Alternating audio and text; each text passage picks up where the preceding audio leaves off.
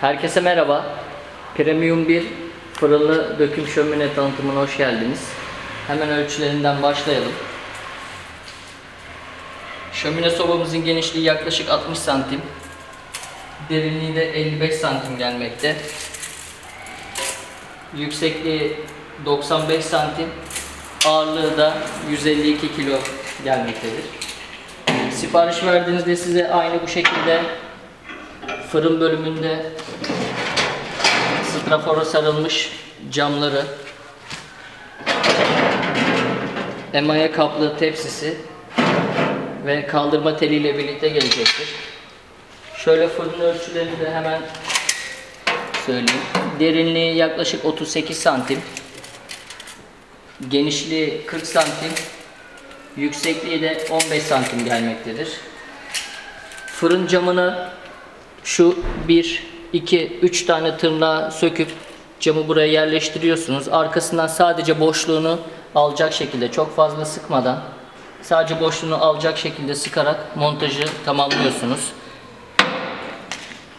Burada hava perdesi dediğimiz dışarıdan aldığı havayı ön camın önüne vurarak ön camın islenmesini engelleyici bir sistem var. Açık durumda kaldığı zaman ön taraftaki islenmeyi azaltıyor. Buradaki havalandırma düğmeleri sobayı yakmaya başlarken bunlar açık konumda kaldığı zaman yanmayı kolaylaştıracaktır. Yandıktan sonra isterseniz kapatıp daha ağır yanmasını sağlayabilirsiniz.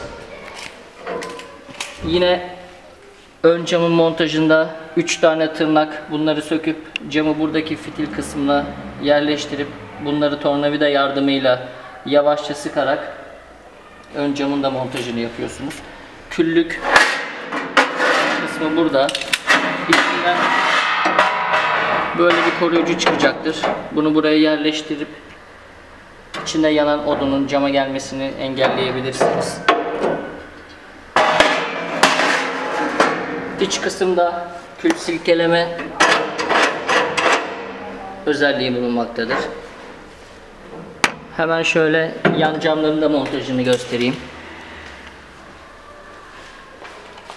İki yanda bulunan çerçeveyi 1, 2, 3, 4 tane vidayı söküp içinde bulunan yuvaya camı yerleştirip yine aynı şekilde çok fazla sıkmadan sadece boşluğunu alacak şekilde sıkıp montajınızı gerçekleştirebilirsiniz.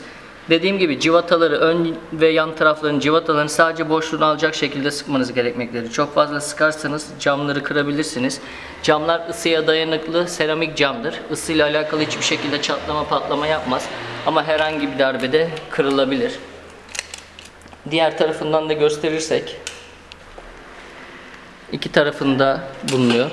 Dilerseniz sadece önü cam, buraları döküm olan modelimizden de sipariş verebilirsiniz. Veya 3 tarafı veya tek tarafı değil 4 tarafı komple etrafı da cam olan modelden de sipariş verebilirsiniz. Aynı şekilde dilerseniz yanında 65'e 90 ölçüsünde altlıktan 90 santime 65 santim 2 mm DKP saçtan lazer kesim fırın boya yapılmış altlıktan da sipariş verebilirsiniz. Boru çeşitlerimiz 70, 50, 33, 25, 16 santim dirsek ve aynadan oluşmaktadır. Bunlardan da siparişlerinizi ekleyebilirsiniz. Yine lazer kesim 2 mm DKP saçtan yapılmış fırın boyalı odunluğumuzu da isterseniz siparişinize ekleyebilirsiniz. Siparişi vermek için aşağıda açıklama bölümüne bırakabileceğimiz adreslerden ve telefon numarasından bizlere ulaşabilirsiniz.